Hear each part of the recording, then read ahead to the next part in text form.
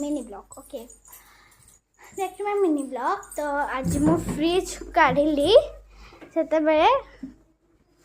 देखिली पान कहीं रज पान मो भौणी नहीं कि बुलूची देखो रजपान से आम आनी रजपान देखिपे से देखा रजपान पकईदेबू रखे तो पकई बहुत टेस्टी टेस्टी ना खाईदेबी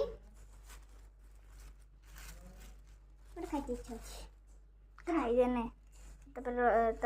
रिल्स कला कि खाइबू आलू देखा थे 10टा ना 12टा आनी रजपान रजपान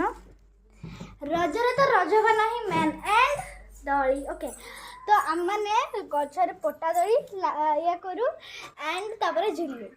आमको बढ़िया लगे हाँ पटा दली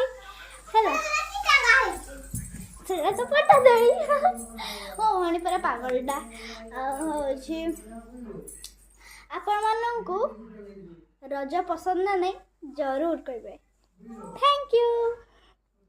जय जगन्नाथ।